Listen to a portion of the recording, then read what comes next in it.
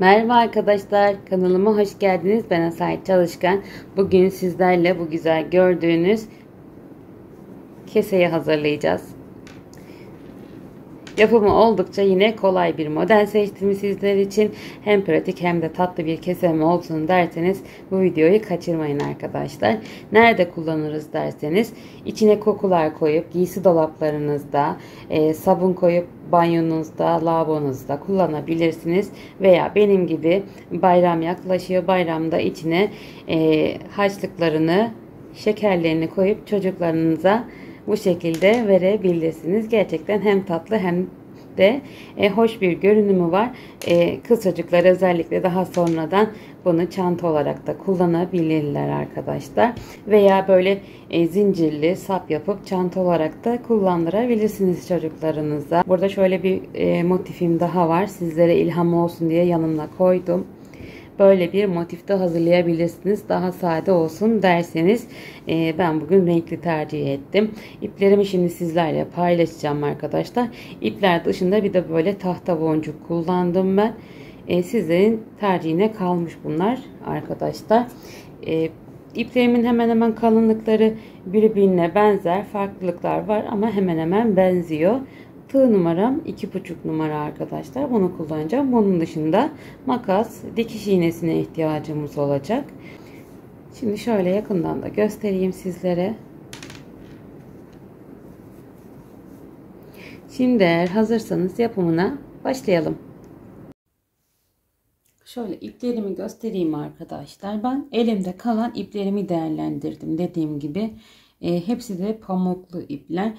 Pamuk dereceleri farklı ama hepsi pamuk ip arkadaşlar bunları. Motifimiz de böyle bir motif olacak. Şimdi ilk önce bu motifimizi yapmakla başlayacağız. Ben orta kısmını şu sarıyı kullandım.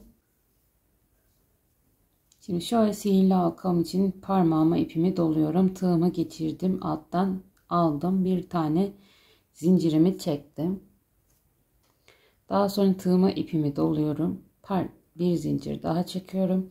Tığıma ipimi doladım. Battım. Yarım trabzan yaptım. 2 zincir çektim. Tığıma ipimi doladım. Battım. Yarım trabzan yaptım. 2 zincir çektim. Tığıma ipimi doladım. Battım. Yarım trabzan yaptım. 2 zincir, tığıma ipimi doladım. Yarım trabzan yaptım. 2 zincir, tığıma ipimi doladım. Yarım trabzan yaptım. Bu şekilde 8 tane yarım trabzanımız olana kadar yapalım.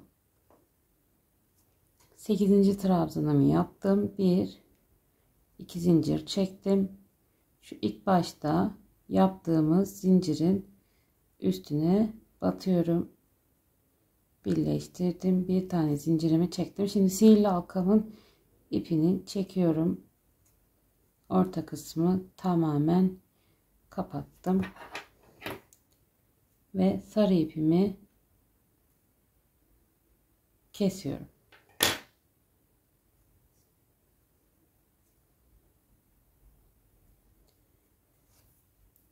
Sarı ipimi koydum. Şimdi papatyamın beyaz yerini yapacağım. Bir tane zincirimi çekiyorum. Çıkarttım tığımdan. Şimdi şuradaki boşluktan alıyorum ipimi. Geçirdim. 3 tane zincir çektim. 1 trabzan, 2 trabzan, 3 trabzan, zincirimle birlikte 4 trabzan. Şimdi 3. zincirimin, yani 3 tane zincir çekmiştim. 3. zincirimin içine batıyorum. Pardon, şimdi şöyle anlatayım. 3 tane trabzan yaptım zincirle beraber, tığımı çektim. Şimdi 3. zincirime batıyorum. Bu şekilde ilmeği alıyorum ve zincirin içerisinden geçiriyorum. 2 zincir çektim. Tığıma ipimi alıyorum. Yandaki boşluğa geçiyorum. 4 tane trabzan yapıyorum. 1 2, 3, 4. Tığımı çektim ipten. İlk yaptığım trabzanın tepesine batıyorum. İpimi alıyorum. Geçirdim trabzanımın tepesinden 1, 2 zincir çektim. Şimdi yine yandaki boşluğa geçiyorum. 4 tane trabzan yapıyorum. 2, 3, 4. 4 tane trabzandan sonra ipimi çektim. 1, 2, 3, 4. trabzanı ilk yaptığım trabzanın tepesine batıyorum. İpimi aldım, geçirdim. Sabitledim. 2 zincirimi çektim. İpimi aldım. Yandaki boşluğa geçiyorum. 2, 3 ve 4. İpimi çektim. İlk trabzana battım. İpimi alıyorum. İçinden geçirdim. Bu şekilde boşlukları dolduralım. Toplamda 8 tane çiçeğimizin yaprağı olacak. Şimdi son çiçeğimi yaptım arkadaşlar. 2 zincir çektim. İlk yaptığım çiçekte zincir çektiğim yere batıyorum. Birleştirdim. Bir tane zincirimi çektim. İpimi kesiyorum.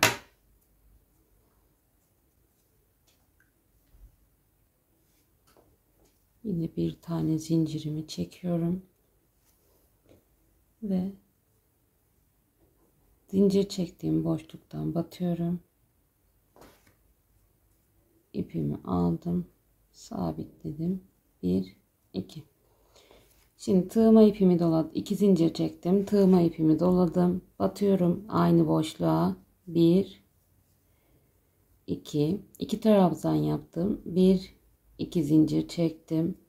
Aynı yere 3 trabzan daha yapıyorum. 1, 2, 3. 1, 2 zincir çektim. Bir sonraki iki çiçek arası boşluğa 3 tane trabzanımı yapıyorum. 1, 2 zincir çektim. Bir sonraki boşluğa köşe çalışması yapacağım. 2, 3. 1, 2 zincir çektim. Aynı yere 1, hemen ipimi açıyorum. 1 trabzan, 2 trabzan, 3 trabzan, 2 zincir çektim. Bir sonraki boşluğuma 1, 2, 3, 2 zincir çektim. Şimdi köşe çalışması yapıyorum. 2, 3, 1, 2 zincir, aynı boşluğa batıyorum. 3 tane trabzan yapıyorum. 1, 2 zincir, bir sonraki boşluğa 1, 2, 3 trabzan yaptım. 2 zincir çekiyorum. Bir sonraki boşluğa köşe çalışması yapıyorum. Toplam 4 köşemiz olacak arkadaşlar. 1, 2 zincir, aynı boşluğa 2, 3, 2 zincir, son boşluğumuz. Toplam 3 tane trabzanımı yapıyorum. Arkadaki kısa iplerimi denk geldiğinde işliyorum arkadaşlar beraberinde. 2 zincir çektim. İlk yaptığım yere batıyorum. Birleştirdim. Bir tane zincir çektim. Şimdi burada ipimi kesiyorum. Sıra geldi pembe ipime. Tekrar tığıma bir zincir çekiyorum. Şimdi burada arkadaşlar şöyle köşeden batıyorum. Birleştirdim. 1, 2 zincir çektim. Buraya 1, 2 trabzan ördüm. Zincirimle beraber 3 trabzan oluyor. Bir zincir çektim araya. Yandaki boşluğa geçiyorum. 1, 2,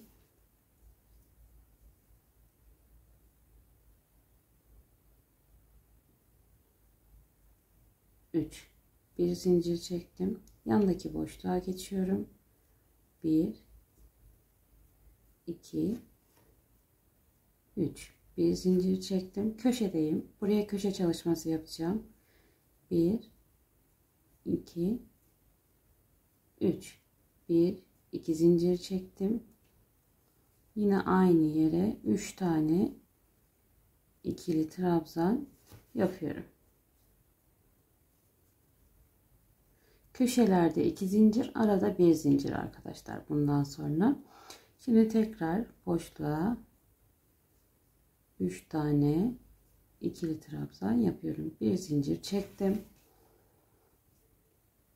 Boşluğa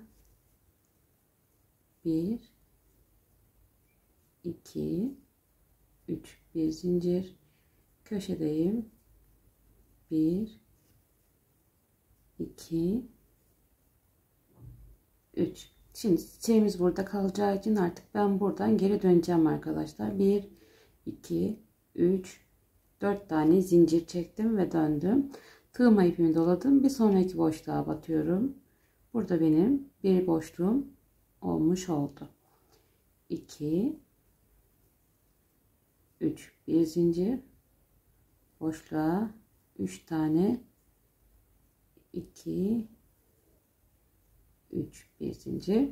Şimdi bu şekilde burayı da arka tarafındayız şu an. Bu şekilde burayı böyle dönüyoruz arkadaşlar. Köşeye köşe çalışması yapıyoruz. Buradaki boşluğumuza 3 tane trabzan yapıp geliyoruz. Şimdi geldim son boşluğa 3 trabzan yaptım. Bir zincir çekiyorum. Buradaki ilk yaptığım zincirin tepesine batıyorum. Bir tane trabzanımı yapıp bir zincirimi çektim ve ipimi kesiyorum. Şimdi sarı ipimi yapacağım arkadaşlar. Burada bitirdim ipimi. Kestim. Şimdi zincirimi atıyorum bir tane ve ilk boşluğuma batıyorum. Buraya sabitleyeceğim. 1, 2, 3. Şöyle yapıyorum. Şimdi buradaki boşluğuma 2 tane daha 1,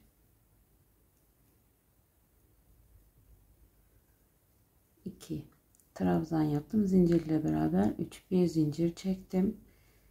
Aradaki boşluğuma 3 tane trabzan, bir zincir, 1, 2, 3 trabzan, bir zincir, yandaki boşluğa 1, 2, 3 trabzan, bir zincir. Köşedeyim. Köşe çalışması yapıyorum. 3 tane ikili trabzanımı yapıyorum. 2 tane zincirimi çekiyorum. Aynı yere tekrar 3 tane ikili trabzan yapıyorum. Bir zincir çekiyorum. Sıradaki boşluğuma geldim. 2, 3. Bir zincir. 1, 2, 3. Bir zincir. Boşluğuma geldim. 1, 2, 3. Bir zincir.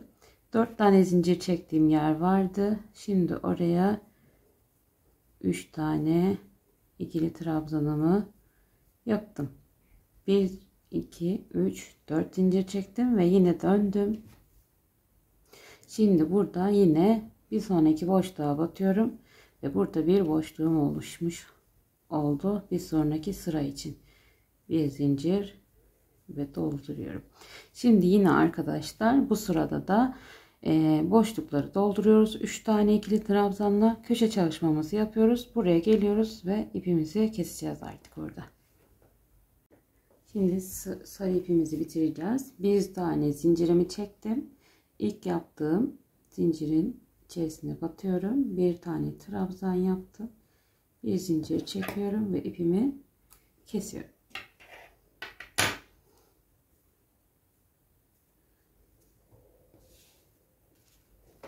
Şimdi ben son sırayı beyaz yapacağım arkadaşlar. Sizler farklı renkte kullanabilirsiniz. burada bitirmiştik. Şimdi bütün motifimizin etrafını döneceğiz. Yani bu ip, beyaz ipten çok gidecek arkadaşlar. Benim motifimde. Siz de ona göre ipinizi ayarlarsınız. Eğer elinizde kalan ipleri değerlendiriyorsanız. Şimdi şöyle kısa iplerimi de beraberinde işleyeceğim. 1, 2. Boşluğun içerisine 2 tane daha trabzan yapıyorum. Zincirle beraber 3 oldu. Bir tane zincir çekiyorum. Şimdi bir sonraki boşluğuma geçiyorum. Oraya 3 tane ikili trabzanımı yaptım. Bir zincir. Şimdi buraya da yapıyorum. 2, 3. Bir zincir. Şimdi şu şekilde zaten şuraya kadar aynı arkadaşlar. Şöyle dönelim beyaz ipimizde. Köşe çalışmamızı yapalım. Şuradaki köşeye gelince ipimizi kesmeyelim sakın. Devam edeceğiz çünkü. Buraya gelince devam edelim. Şimdi geldim arkadaşlar. Buradaki köşemize köşe çalışması yapacağız. Döneceğiz çünkü artık. 3 tane ikili trabzanımızı yapıyorum. 1, 2 zincir çekiyorum. Aynı yere 3 tane ikili trabzan yapıyorum. Bir zincir çekiyorum. Şimdi şurası boşluğumuz oluyor. Oraya 2, 3 tane ikili trabzan, bir zincir. Şurası, şu yeşil ipimin olduğu yer benim boşluğum oluyor. Bakın burası köşe ama ben köşe yapmayacağım. Yanılmayın. Daha sonra bir zincir çektim. Boşluklarım var. Burada zaten belli. Oraları dolduruyorum. Bir boşluk daha.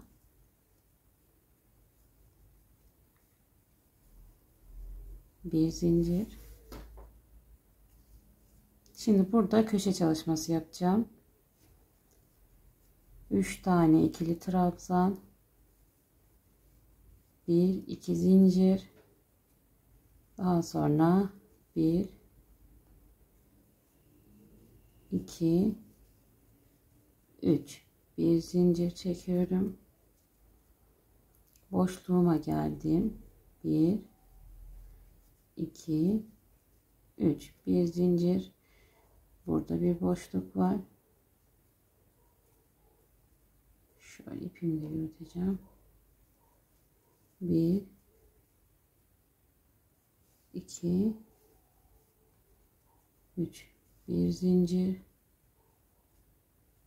Boşluğum var. Bakın burası.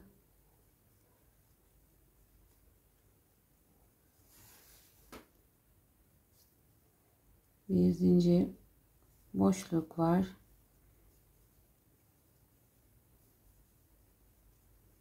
Bir zincir. Son. Burada köşe çalışması yapacağız. Köşenin ilk 3 trabzanını başlarken yapmıştık. Şimdi son 3 trabzanını yapacağım arkadaşlar. Şöyle bir şey söyleyeyim. 1, 2, 3, 4. Arada 4 tane kutucuğumuz var. 1, 2, 3, 4. 1, 2, 3, 4. 1, 2, 3, 4. Yani tüm kenar aynı sayıda olması gerekiyor. Şimdi benim ipimin diğeri birinden bir tık daha kalın. Biri bir tık daha ince. O yüzden böyle hani santim olarak belki ölçsek aynı gelmeyebilir. Ama ölçü olarak aynı arkadaşlar.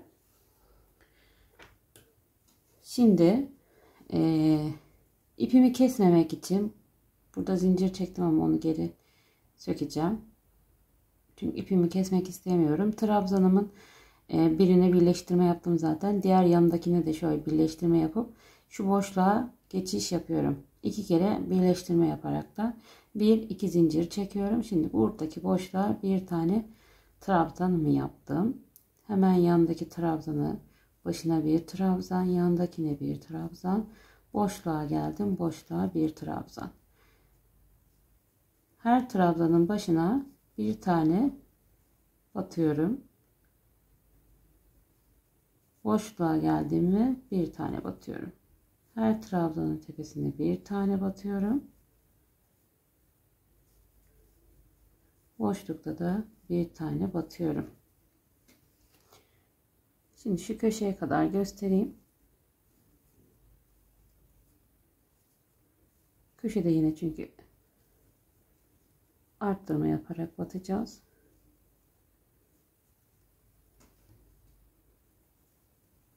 Her trabzanımın ve boşluğun içerisine bir tane trabzan yaptık. Şimdi boşluğa köşeye geldim. 1-2 trabzan örüyorum. 1-2 zincir çekiyoruz. Aynı yere 2 trabzan daha örüyoruz. Devam ediyoruz. Hiç zincir çekmiyoruz arkadaşlar. Köşedeki 2 zincir dışında arada hiç zincir çekmiyoruz. Zincirlerin olduğu yerde de bir tane trabzan yapıyorum boşluklarıma. Şimdi bu şekilde bütün motifin etrafını trabzanlarla gezeceğiz arkadaşlar. Başlangıç yerimize kadar. Köşelerde 2 trabzan, 2 zincir, 2 trabzan aynı yere yapıyoruz. Diğer her yere bir tane trabzanımızı yapıp gelelim. Şimdi arkadaşlar motifimiz şöyle bitti. Şurada motifimin üstüne ben yapmam gereken yeri tamamladım. Şimdi aynısını sizinle yaptığımız motife de yapacağım. Ben pembe ile sarı ile devam ettim burada.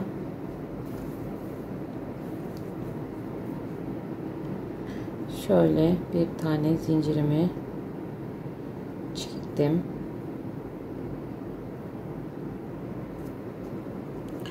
Dışarıda yağmur yağıyor arkadaşlar. Biraz böyle gürültü falan gelirse, bayağı şiddetli bir yağmur var bu hafta burada. Şimdi 3 tane zincirimi çektim. Buradaki boşluğuma tığma ipimi aldım. Bir tane trabzanımı ördüm. Yandaki trabzanın tepesine batıyorum. Bir trabzan daha. Onun yanına battım. Bir trabzan daha. 3 tane trabzanım oldu. Bir zincir çektim. Alttan bir trabzan atlıyorum ve yandakine geçiyorum. 1 2 ve 3 tane trabzan ördüm. Bir zincir çektim. Bir trabzan başı atlayıp diğerine geçiyorum. İplerimi temizlemedim henüz arkadaşlar. Şimdi 1 2 3 trabzan yaptım. Bir zincir, bir trabzan atla, diğerine geç. 3 tane trabzan ör, bir zincir. Şimdi bu şekilde şu köşeye kadar gelelim. 3 trabzan, bir zincir, bir trabzan atla, 3 tane trabzan. Evet, geldim sonuna, bir zincir çektim, ipimi kesiyorum.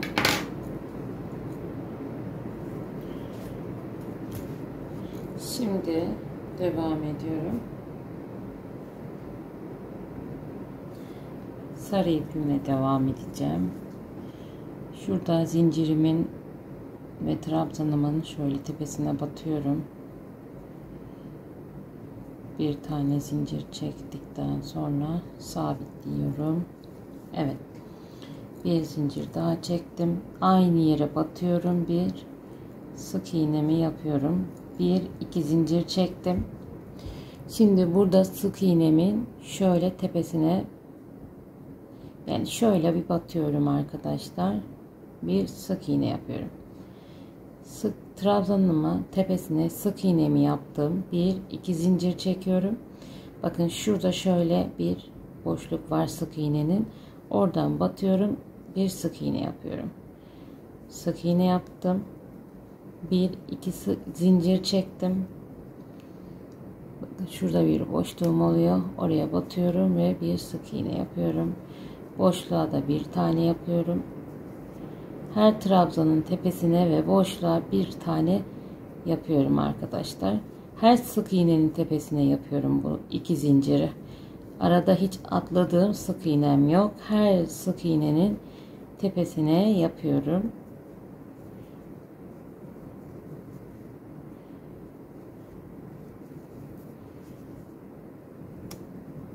Evet, böyle. Bu şekilde buraya kadar yapıp gelelim. Şimdi yaptım arkadaşlar tepe kısmını da. Aradaki bağcığımı yapacağım. 2 tane motifim de hazır. Bağcığım için de beyaz ip kullanmayı düşünüyorum. Bir boncuk kullanacağım. Önce bir zincir çekiyorum. Tığım boncuğum için yeterli büyüklükte. O yüzden bu şekilde işleyeceğim. Bir zincir çektim. Bir zincir daha çektim. İyice sıktım. Şimdi zincirimi çekmeye devam edeceğim. Şimdi zincirimi çektim. Toplamda 120 tane zincir çektim arkadaşlar. Şöyle hesaplayabilirsiniz. Bir de şöyle büzeceğiz. Bayağı bir, belki uzun bile olabilir. Şimdi buraya da bir boncuk takacağım. Şöyle alıyorum, direkt içinden geçiriyorum.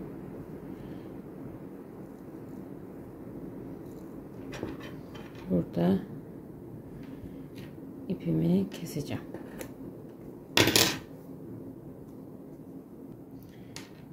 Bunu bir kenara alalım. Şimdi biraz beyaz ipimden keseceğim. Çünkü ben son sıramı beyaz ördüm. Şimdi 2 tane motifi birbirine birleştireceğim arkadaşlar. Düz yüzeyinden birleştireceğim. Hiç ters yüzeyini çevirmeyeceğim. Şimdi şu taraftan şöyle bir arkadan batacağım önce.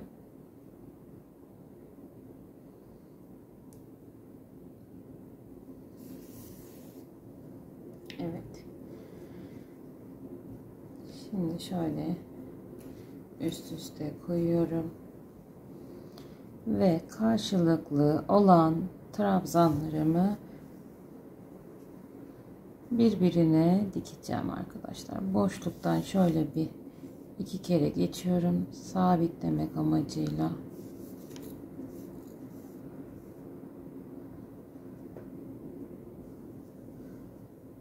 Hatta burayı da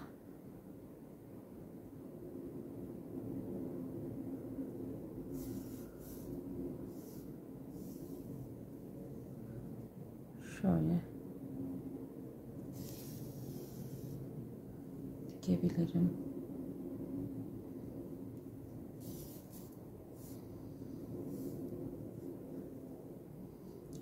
Burası tam birleştirmeme gerek yok. Evet. Şimdi şöyle geri, hem burayı daha çok sabitlemiş de olurum. Hiç ipimi koparmayacağım. Aşağı ineceğim arkadaşlar.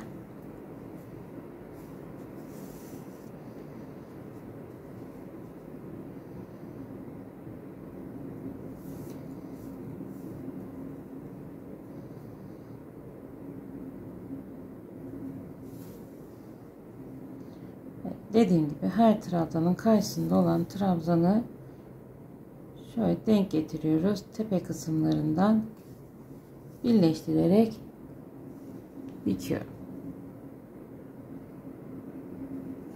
İsterseniz tığla sık iğne yaparak veya birleştirme dediğimiz yöntemle, sıra sonlarında kullandığımız birleştirme dediğimiz yöntemle birleştirebilirsiniz. Ben böyle birleştireceğim. Böyle tamamen şuraya kadar gelene kadar her trabzanı karşılıklı gelecek şekilde birleştirelim arkadaşlar ve gelelim. Evet, diktim, birleştirdim arkadaşlar. Gördüğünüz gibi düz taraftan diktik. Şimdi şöyle şuradan ben boncuğumu hesaba katmadım ama yine de şöyle geçirmeye çalışacağım. Evet, geçti. Şimdi şöyle boşluklardan geçirerek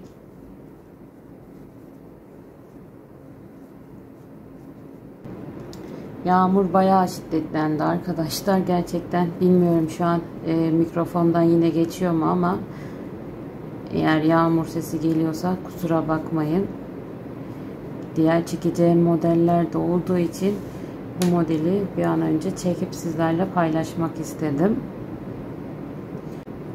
Evet, geçirdim. Şöyle istediğiniz kadar ağzını büzebilirsiniz.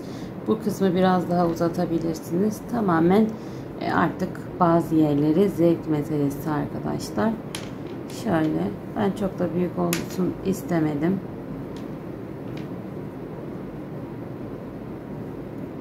Evet. Kesemiz hazır. Sabun koyabilirsiniz içine. Banyolarınıza falan asabilirsiniz. Naftalin koyarsınız. Güzel kokular verir arkadaşlar. Kokum koyabilirsiniz. Yine dolaplarınıza asabilirsiniz. Veya bayramda çocuklara şeker harçlıklarını vereceğiniz zaman böyle güzel keseler içerisinde verebilirsiniz. Gerçekten yapımı çok kolay. Ben biraz böyle yer yer detaylı anlatmaya çalıştığım için biraz uzatmış olabilirim ama hemen hemen bir saatte sürmez yani. Bir motif, iki motif yapıp birleştirip rahatlıkla yapabilirsiniz. Ben çok sevdim. Kızım da öyle çok sevdi. Şimdi ben bundan birkaç tane daha yapacağım. Bayramda yeğenlerime şekerlerini, harçlıklarını verirken kullanacağım. Ama evimde de giysi dolaplarında vesaire dediğim gibi içine kokular koyup kullanmayı düşünüyorum. Görünüş olarak da çok güzel oldu. Başka motiflerle de çalışabilirsiniz arkadaşlar. Bugünlük benden bu kadar. Kanalıma abone olmayı unutmayın lütfen. Takıldığınız yerleri yorum kısmında yazarsanız çok sevinirim. Eğer benimle birlikte kese ördüyseniz bu keseleri benle Instagram hesabından paylaşabilirsiniz. Instagram hesabım asaletin_hobileri. Bana oradan görsellerinizi gönderebilirsiniz. Eğer gönderirseniz çok sevinirim. Ben de onları seve seve hikayemde paylaşıyorum. Kullandığım ipleri zaman zaman Instagram hesabımdan paylaşıyorum arkadaşlar. Aldığım sayfayı yine buradan yazarsanız veya oradan yazarsanız sizlere aldığım sayfayı seve seve paylaşırım arkadaşlar. Dediğim gibi benden bugünlük bu kadar. Kendinize çok iyi bakın. Şimdilik hoşça kalın. Görüşmek üzere.